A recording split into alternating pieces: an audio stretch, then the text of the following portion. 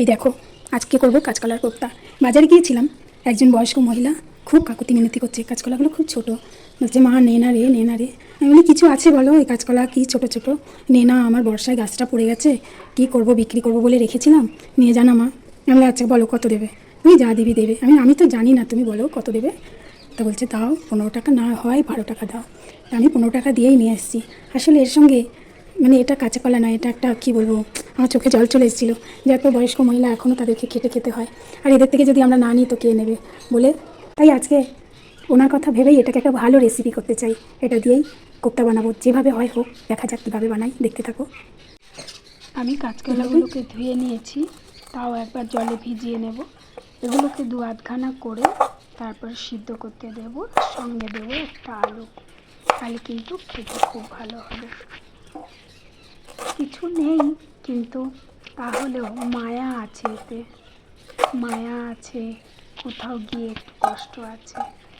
যাই হোক, এইবারে আমি সসপ্যান জলে ভালো করে ভিজিয়ে রেখেছিলাম 5 মিনিট। তারপরে এবারে সিদ্ধ করতে দিয়ে দিলাম নুন হলুদ দিয়ে, আর একটা আলু সিদ্ধ করতে দিয়ে দিলাম ওরই মধ্যে।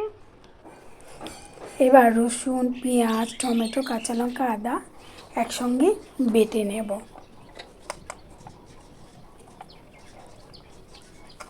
সব দিয়ে দিলাম, দিয়ে একসঙ্গেই বাটবো, আলাদা আলাদা করে বাটবো না। আর দিয়ে দিলাম অল্প করে একটু জিরে, সাদা জিরে, আর একটু লঙ্কার গুঁড়ো, যাতে কালারটা ভালো আসে, কাশ্মীরি লঙ্কার গুঁড়ো। পেস্ট হয়ে গেলে কিছুটা বাদাম, চীনা বাদাম, সেগুলোকে দিয়ে আবার একবার পেস্ট করে নিলাম।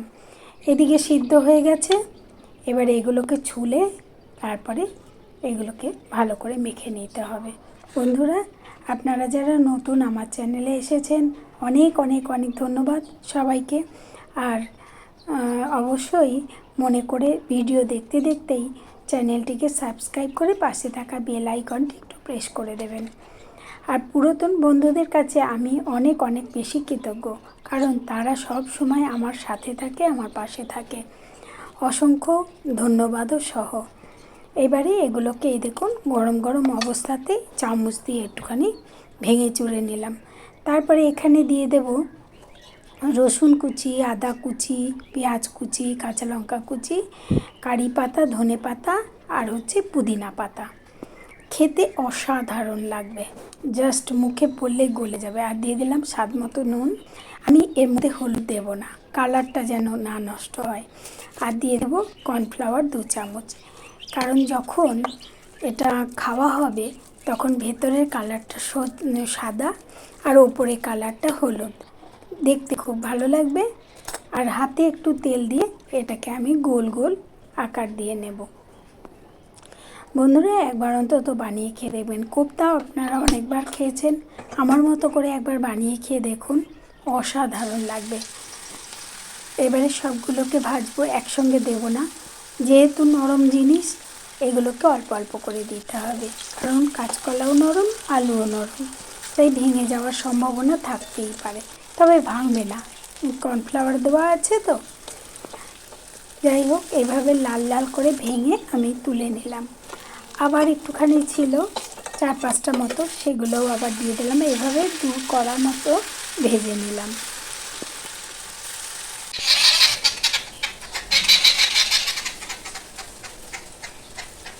পাখিগুলো এত চেঁচাচ্ছে, আমার তো রান্নাঘরের পাশেই, ঠিক গ্যাসের পাশেই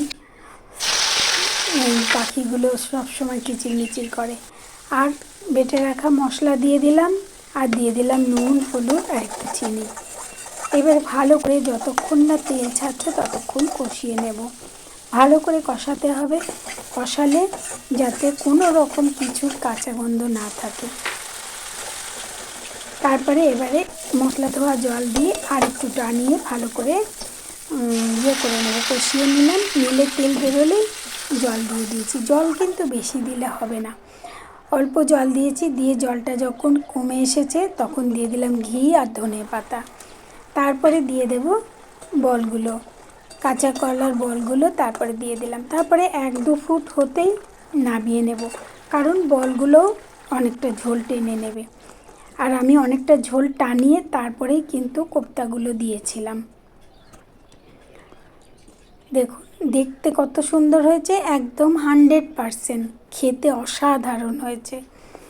নিরামিষভাবেও করতে পারেন আপনারা, একটু বাদাম, কাজু, তারপরে পোস্ত এইসব দিয়ে আর জিরে আদা বাটা দিয়ে ঠিক সেমভাবে করে নিলেই হবে। দেখুন ভেতরটা একদম যেন মাখনের মতো গলে যাচ্ছে। অসাধারণ হয়েছে।